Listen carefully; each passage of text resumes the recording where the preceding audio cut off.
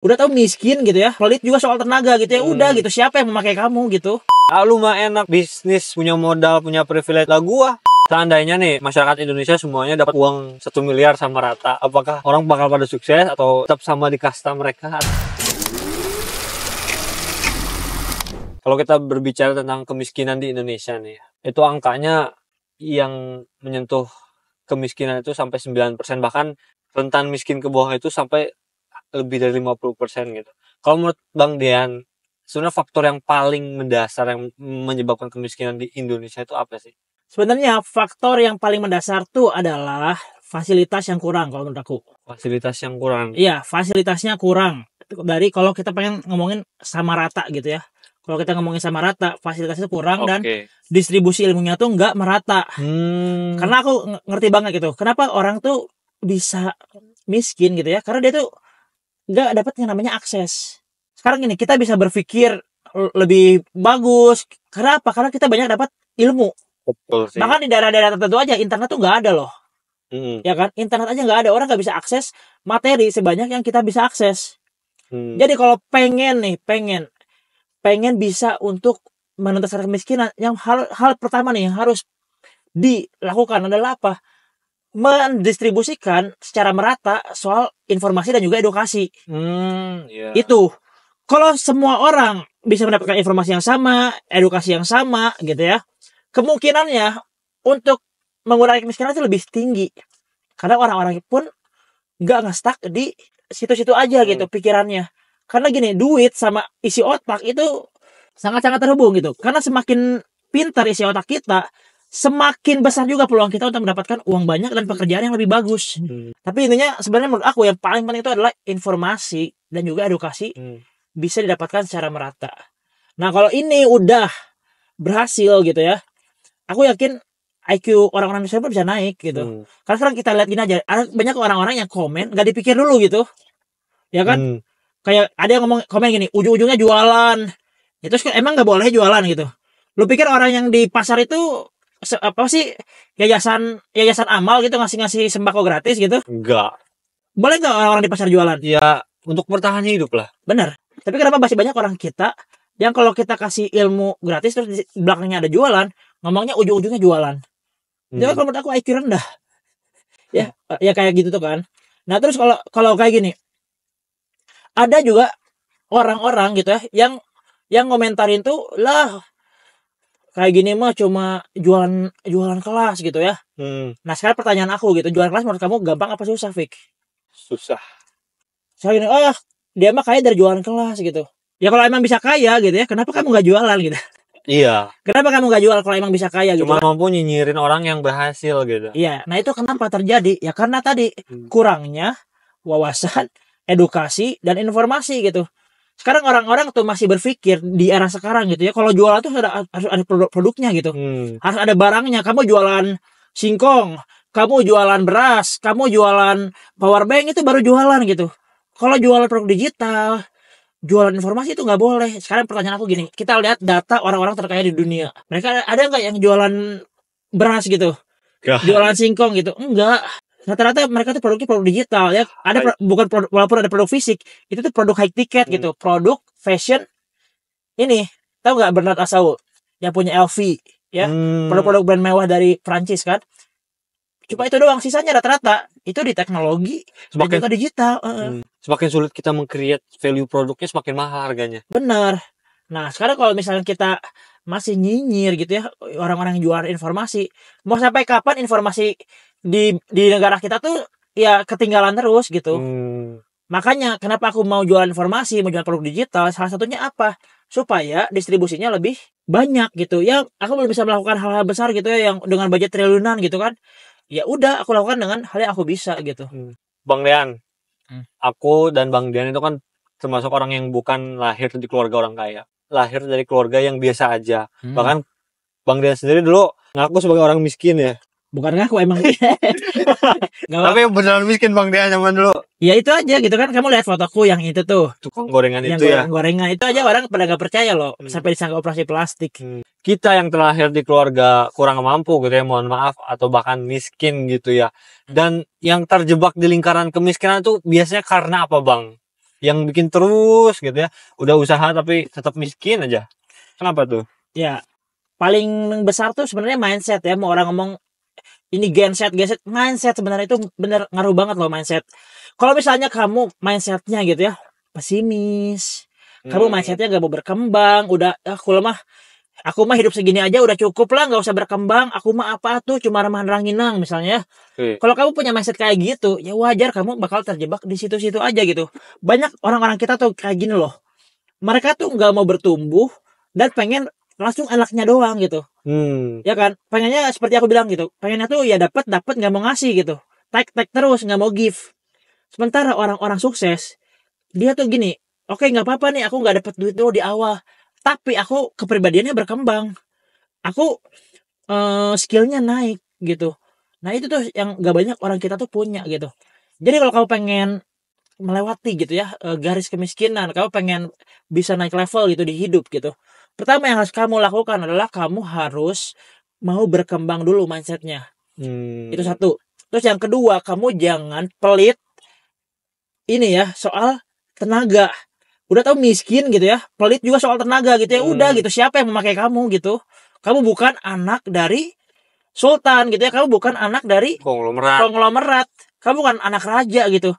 Ini kamu udah miskin gitu ya, terus kamu tenaga aja hitungan, wah pokoknya nggak mau lah gue kerja capek-capek kayak gitulah, dibayar murah gitu. Gini, kalau selama kamu dibayar murah itu kamu dapetin ilmu, kamu dapetin pengalaman yang nanti bakal bisa kamu pakai nih buat ngembangin bisnis kamu, gak masalah. Itu yang aku lakuin loh. Ketika aku belajar dari orang-orang hebat, yang aku lakukan adalah aku nggak hitung-hitungan dulu masalah situnya. Aku nggak hitung-hitungan dulu sampai skill aku jadi. Nah kalau udah skillnya jadi, hitung-hitungan boleh. Kalau skillnya udah jadi, karena kita udah bargaining value yang kita punya gitu. Bener. Kalau kita nggak punya value kita cuma waktu dan tenaga, ya kasih itu yang terbaik gitu. Jangan hitung-hitungan dulu. Value masih dikit, pengen bayarannya gede gitu ya. Nah itu yang sebenarnya bakal bikin banyak orang tuh nggak bisa bertumbuh. Untuk menghapus kemiskinan di Indonesia, kata Bang Dian itu adalah mendistribusikan secara rata fasilitas dan informasi gitu. Tapi kadang, oke lah di Indonesia itu nggak terdistribusi dengan sempurna. Tapi kita yang miskin, yang masih belum punya kemampuan atau penghasilan yang cukup, tidak juga dapat mengakses fasilitas yang memadai, ingin keluar dari kemiskinan tapi nggak dapat fasilitasnya, harus ngapain itu? Pertama kamu harus upgrade dulu isi otak kamu gitu. Kamu harus dapetin dulu informasinya dan juga edukasinya. Sama seperti dulu aku belajar digital marketing. Aku tuh bener-bener penasaran, bener-bener haus pengen ngulik gitu. Kok bisa sih ada orang sih dari online ngasilin income segitu? Dulu aku cuma 10 juta doang loh. 10 juta dulu zaman lu udah orang kaya banget lah buat aku gitu ya. Penasaran kok bisa sih orang punya penghasilan 10 juta gitu. Karena dulu 10 juta tuh gede banget buat aku. Akhirnya aku penasaran tuh, aku pelajari, aku cari informasinya, aku cari edukasinya, ada kursusnya aku bayar. Nah kalau aku udah dapat nih ilmunya, aku praktekin. Nah praktekinnya juga jangan manja, karena ketika praktek itu nggak gampang, pasti ada masalah, pasti ada kendala. Kita terus lakuin sampai kita menguasainya. Nah kalau kita udah menguasainya, itu duit yang datang sendiri gitu. Iya. Karena kita, apalagi kalau kita ngomongin belajar soal skill marketing gitu ya, skill ngiklan, itu tuh cari duit tuh nggak sesusah yang kamu kira gitu. Bahkan kamu nggak punya duit pun kamu bisa cari orang yang punya duit, kerjasama gitu. Banyak kok kalau kamu punya skillnya. Iya. Kalau kamu bisa ngiklan ya, terus kamu juga bisa ngasih penjelasan nih, produk ini gini, resikonya juga kecil. Aku mau kok ngasih kamu modal gitu. Tapi pertanyaannya, kamu bisa nggak punya kapasitasnya untuk dikasih modal gitu. Justru aku juga nyari banyak advertiser gitu ya, yang potensi gitu untuk ngiklanin produk aku gitu. Nggak semuanya juga bagus kan. Iya. Nah itu dulu kuasai skillnya. Skill yang penting ya. Iya. Banyak yang bilang nih Bang Dian, miskin itu bukan soal penghasilan, tapi soal mental. Kalau menurut Bang Dian, bisa nggak sih semua orang itu jadi kaya gitu? Kalau menurut aku, nggak bisa semua orang jadi kaya. Karena aku yakin nggak semua orang bakal punya mindset yang benar. Hanya orang-orang yang mindsetnya benar, mau bertumbuh, yang bisa jadi kaya. Jadi mindset yang terpenting gitu ya? Mindset yang terpenting. Kalau misalnya emang kamu lingkungannya udah toksik banget gitu ya, lingkungan kamu pesimis banget, lingkungan kamu pecundang banget gitu misalnya ya, kamu yang harus berani keluar gitu. Bahkan aku pun ya, di lingkungan aku gitu, di lingkungan keluarga aku, semuanya tuh nantang aku berbisnis loh di awal. Semuanya nantang. Tapi karena aku nih bisa gitu ya mendapatkan informasi dan aku menyerapnya dengan baik, ya akhirnya aku fokus pada pendidikanku untuk stay di bisnis gitu, untuk lanjutin di bisnis. Karena keluarga aku gitu ya mayoritasnya adalah pekerja. Cuma kakek aku dulu pengusaha, cuma kakek aku udah terlanjur meninggal pas aku lahir gitu. Jadi aku belum pernah ketemu gitu ya. Dan memang ketika mengawali teman-teman, keluarga aku tuh lagi jatuh-jatuhnya. Keluarga aku tuh lagi nggak punya apa-apa lah gitu. Makanya aku benar-benar secara mindset pun sebenarnya kurang dari lingkunganku gitu. Tapi aku berusaha apa? Yang aku lakukan untuk bertumbuh apa? Aku perbanyak wawasanku. Perbanyak wawasan ya. Iya, perbanyak wawasanku. Aku ngobrol dengan orang sini, aku dapat A, ngobrol dengan orang sini dapat B, sampai akhirnya aku ngobrol dengan orang yang tepat untuk ngomongin make money gitu, untuk ngasilin uang dari digital, bahkan dari bisnis di awal tuh. Nah, ketika aku udah dapat informasinya, ya udah, aku tekunin tuh, aku pelajarin biar, dan akhirnya mindset aku berubah. Nah, itu kan cara panjangnya gitu, tapi sebenarnya ada cara termudah, simple. Kamu gaul dengan orang-orang yang udah terbukti kaya. Udah. Gaulnya dengan orang kaya. Gaulnya dengan orang-orang kaya, tapi yang memang dia tuh punya bisnis sendiri. Dia tuh memang punya usaha sendiri gitu ya. Bukan cuma orang kaya yang minta-minta duit ke papi mami gitu kan. Itu. Kalau kamu gaul sama orang-orang kaya, otomatis mindset kamu pasti ketularan. Gini, kalau kamu gaul nih sama orang-orang yang hobinya tiap hari adalah ngegosipin orang, maka mindset kamu adalah apa? Gosip. Kalau kamu gaul sama orang yang tiap hari fokusnya adalah mencari duit untuk jadi kaya, mas kamu pasti jadi kayak gitu juga. Jadi itu cara hacknya sebenarnya. Cara hacknya adalah gaulah dengan orang yang terbukti kaya. Nah, terus tipsnya nih, orang kaya juga nggak mau gitu ya gaul sama kamu kalau kamu nggak ada value. Ya. Makanya aku bilang jangan hitungan tenaga. Betul sih. Semua yang bisa kamu kasih, kamu bisa bantu. Kalau kamu nggak punya duit, tenaganya kamu kasih. Tenaga kamu kasih, kamu totalitas serahin buat bantu dia. Nanti kalau dia berhasil, dia ada hasil, ya kamu juga pasti ada hasil. Dia juga pasti gak akan hitungan sama kamu. Dia juga pasti bakal kasih nih yang terbaik buat kamu. Bahkan kamu bakal direkomendasikan ke teman-temannya. Ya yang akhirnya tadi kamu coba bantu dia, kamu dapat banyak project nih dari teman-teman yang lain. Ya kan? Iya, betul. Itu mindsetnya. Cara hacknya kalau mau keluar dari kemiskinan.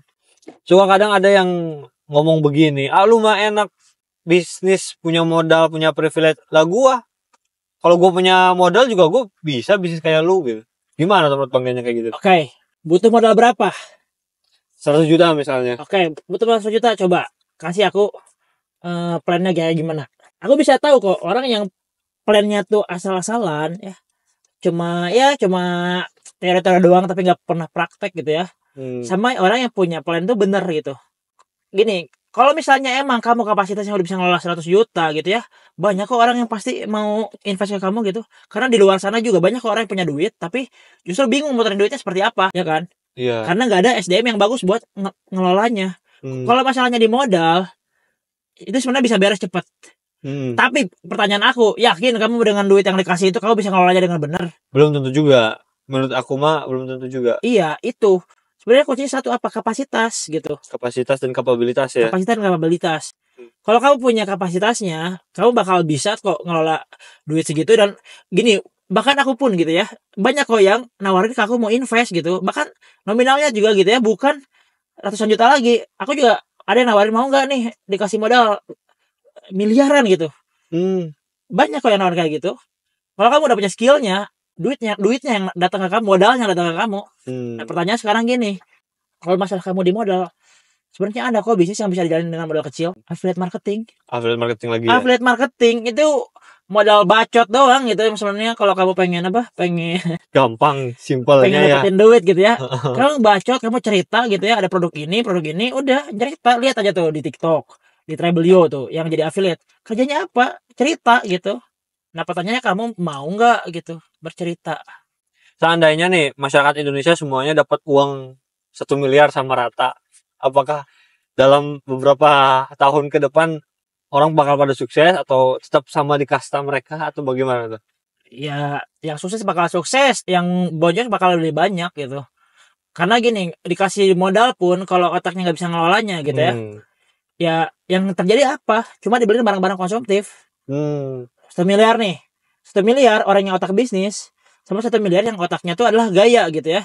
Beda. Pasti bakal beda action plan-nya. Beda banget ya. Orang yang otaknya bisnis sebenarnya bakal diputar ke bisnis, bakal dia gandakan. Orang yang otaknya gaya beli iPhone 1 miliarnya kan, beli mobil, ya nggak ada yang salah sih. Tapi nanti kalau kamu punya barang-barang itu pun tapi kamu nggak bisa ngasilin ini, kamu ya bakal jual lagi barangnya gitu. Kamu beli barang nih, udah itu kamu punya income, ya udahlah biar ada income, jual lagi barangnya gitu kan. Kebanyakan kayak gitu nggak? Iya. Kayak gitu kebanyakan. Karena kalau kamu milih senang-senang di awal, ya kamu bakal sedihnya di akhir. Kayak hutang kan, senangnya di awal, sedihnya di akhir. Kalau bisnis, sedihnya di awal, senangnya di akhir. Kayak gitu. Kayak gitu. Katanya investasi terbaik itu investasi leher ke atas. Setuju nggak Bang Dian? Setuju banget. Setuju banget. Tapi itu nggak langsung ngasilin kita uang. Iya. Jangan jadi orang yang punya mindset mengejar uang. Ini di garis bawah ini ya. Untuk menjadi kaya, jangan punya mindset mengejar uang. Iya, tapi punyalah mindset dikejar uang. Nah, gimana caranya supaya kamu jadi dikejar uang atau menjadi money magnet gitu kan? Kamu harus punya value dan skill. Dan sekarang bahkan gini, persaingan tuh makin ketat ya. Setelah ada AI, skill dan value kamu itu kamu harus lebih banyak lagi yang kamu pelajari. Kamu harus bisa jadi lebih expert lagi. Kamu harus bisa menjadi lebih spesialis lagi atau hyper spesialis. Makanya kalau kamu benar-benar pengen menjadi magnet uang, ya kamu harus effortnya juga benar-benar besar gitu. Karena nggak ada orang sukses gitu ya cuma pengen nyantai-nyantai gitu, nggak ada. Aku pun bisa bilang ya, aku bisa di posisi agak enak tuh setelah aku jalanin usaha 10 tahun. Lama juga ya. Iya, lama juga. Dan memang aku pun sama di awal pasti mikirnya juga pengen cepet, pengen setahun, 2 tahun, 3 tahun berhasil, tapi enggak, serius. Enggak sesederhana itu gitu. Tapi untuk di era sekarang ada AI, aku pikir ya orang setahun 2 tahun juga bisa lah. Yang penting bener belajarnya ke orang yang tepat. Nah, AI ini udah berkembang banget. Tapi ada orang yang malah tetap miskin gitu. Ada AI tetap miskin. Itu gimana tuh Bang? Kita harus apa tuh? Kalau kamu misalnya tetap miskin berarti tandanya kamu tidak beradaptasi dengan perkembangan zaman dan juga teknologi. Ya kamu coba misalnya nyalahin aja gitu, nyalahin gara-gara AI nih aku nggak laku misalkan gara-gara ojek online nih jadi ojek offline nggak laku. Alah gara-gara ini nih kurir online nih akhirnya kurir offline nggak laku, kan yang gitu-gitu kan sebenarnya yang masih tidak berkembang gitu. Ya kamu harus adaptasi kalau kamu pengen beneran punya duit dan berhasil. Kalau kamu misalnya mindsetnya gitu ya, mindsetnya tuh masih stuck di mindset lama, ya kamu juga nggak akan bisa gitu jadi kaya di era sekarang. Silakan kamu kembali ke masa lalu dengan mesin waktu gitu. Nah, ini kalau kita berbicara tentang kemiskinan di Indonesia nih Bang Dian. Tadi Bang Dian berbicara dari sisi mindset, fasilitas gitu ya. Tapi apakah ada faktor eksternal gitu yang lebih secara struktural menjadikan masyarakat Indonesia itu miskin gitu? Atau memang masalahnya itu hanya tadi di mindset, di fasilitas, di gap knowledge saja? Betul, itu jelas ya, itu jelas pasti ngaruh banget. Tapi gini, itu tuh nggak bisa kita kontrol ya, yang kayak gitu. Nggak bisa kita kontrol. Nggak bisa kita kontrol. Kalau kita fokusnya ke situ, menyalahkan pemerintah terus, kita nggak akan maju-maju. Fokuslah apa yang bisa kita kontrol. Kalau kita memang nggak punya informasinya, ya kita cari informasinya. Kalau kita nggak punya edukasinya, carilah edukasinya. Walaupun banyak ngomong, itu kan tergantung banyak faktor gini-gini. Ya udah, makanya lakukan dulu apa yang bisa kita lakuin gitu. Jangan kita fokus ke situ, nggak akan beres-beres kalau fokus ke situ. Fokuslah sama apa yang bisa dikontrol dulu. Apa yang bisa kita lakukan terbaik nih. Untuk diri kita sendiri. Baru untuk orang lain gitu. Karena kalau diri kita sendiri aja masih susah gitu, ripuh, baru-baru mau nolongin orang lain gitu. Gimana kita mau nolongin orang lain kalau kita aja nggak bisa menolong diri kita sendiri? Mau mengubah Indonesia, tapi mengubah diri sendiri tidak mampu. Betul. Ya percuma gitu kan. Ubahlah dari diri sendiri dulu gitu. Kalau diri sendiri kamu udah bisa diubah, udah bisa ditolong, barulah kamu bisa menolong. Kadang kita itu tidak mampu, ada beberapa dari masyarakat Indonesia itu untuk makan aja nggak ada, boro-boro menyekolahkan anak untuk kuliah, gitu ya, kerjaan susah, akhirnya terikat oleh pinjol gitu. Karena tidak ada jalan lain. Itu gimana tuh menurut Bang Dian yang kayak gitu tuh? Kan karena nggak ada jalan lain gitu ya. Dari satu sisi penghasilan nggak ada, mau makan juga nggak ada, akhirnya terpaksa ngambil hutang pinjol. Ya, Kalau kamu di kondisi kepepet gitu ya sebenarnya itu nggak masalah. Tapi ketika kamu pinjam duit gitu ya, kamu pinjam duit itu tuh kamu benar-benar harus berhitung gitu. Kamu pinjamnya ya udah yang kira-kira kamu bisa balikan dalam waktu dekat aja gitu. Contoh misalnya kamu, oh aku pinjam buat survive doang nih, ya udah aku makan pakai bubur lah gitu. Pinjamnya cuma 1 juta misalnya. Nah, kamu cari 1 juta gitu. Kalau nggak ada penghasilan ya cari gitu kan. Cari apa pekerjaan yang bisa kita lakuin dapat hasil 1 juta. Bisa ngojek nggak? Bisa. Menurut kamu kalau kita jadi ojol bisa nggak dapat duit 1 juta? Masih mungkin dapat 1 juta. Ya mungkin banget gitu kan. Jadi ojol dapat duit 1 juta. Kalau nggak punya motor, kerjasama sama orang yang punya motor. Ya jangan hitungan gitu. Wah nanti gue yang kerja dia juga dapat kok dapat ya. Iya dia modalin lo motor gitu. Itu satu. Yang kedua kita juga bisa misalnya bantu-bantu orang dulu gitu kan. Gak apa lah. Yang penting dibayar, kerjanya capek gitu 12 jam kamu cuma dibayar 1 juta sebulan. Gak apa-apa. Yang penting survive dulu. Nah nanti sambil survive itu tapi kamu juga luangin waktu buat nambah penghasilan. Contohnya kamu jadi apa? Jadi affiliate marketing, udah aku bilangin jadi affiliate marketing gitu. Jadi affiliate marketing dulu tuh, kamu dapetin komisi. Nah udah gitu kamu belajar iklan. Nanti dari situ kamu kalau udah dapet duit, baru belajar bikin produk sendiri. Itu sebenarnya cara-cara paling realistis kalau menurut aku. Kalau menurut Bang Dian untuk memperbaiki mental instan di Indonesia ini gimana nih? Kan kadang kemiskinan itu kan disebabkan oleh orang yang nggak mau belajar, fasilitas ada tapi tidak mampu dimanfaatkan. Karena inginnya yang instan, tidak mau invest sesuatu yang jangka panjang. Untuk ngebenerin yang kayak gitu tuh gimana tuh? Kan sebel banget sih. Ya. Nah sebenarnya kalau dari kita sendiri, balik lagi kita harus perbanyak lagi edukasi soal ini gitu. Karena gini lah, banyak orang yang ngelihat sosial media dan gelap buta, pengen kehidupan seperti artis gitu kan. Iya. Ya artis juga sebenarnya kamu lihat ya artis emang instan gitu. Enggak. Jadi artis pun nggak instan gitu. Kelihatannya aja instan. Oh, kehidupan bergelimang harta ya kecuali emang anak orang kaya gitu ya. Kalau artis yang benar-benar merintis gitu ya, nggak semuanya juga berhasil. Nggak semuanya sukses dan nggak semua juga sukses cepat. Ada jatuh bangunnya. Bener. Kayak kita lihat nih Juicy Lucy, tau nggak band Juicy Lucy ya? Dia tuh gitu ya, lama loh baru sekarang suksesnya. Di saat temannya tuh Bisma Smash gitu ya, zaman Smash tuh udah sukses. Kalau dengar ceritanya gitu, dia tuh berproses banget loh. Sampai akhirnya seterkenal sekarang, lagu-lagunya sehit sekarang gitu. Sekarang kalau kamu pengen mental instan gitu ya, kalau kamu pengen mental instan, ya kamu berarti salah referensi. Kamu cuma lihat luarnya doang. Nah, berarti yang kita perbaikin apa? Referensinya, edukasinya, informasinya, penekanannya gitu. Ya walaupun kita nggak bisa ngontrol semua lah. Aku yakin nggak gini di hidup ini gitu ya. Menurut aku nggak semuanya tuh bisa kita sama ratakan untuk seperti itu gitu. Kalau semuanya kaya harus semuanya kaya, enggak. Untuk kamu yang nonton ini gitu ya, minimal start dari kamu gitu. Jadi aku bikin kayak gini terus kamu lihat video ini gitu ya, terus kamu berubah hidupnya.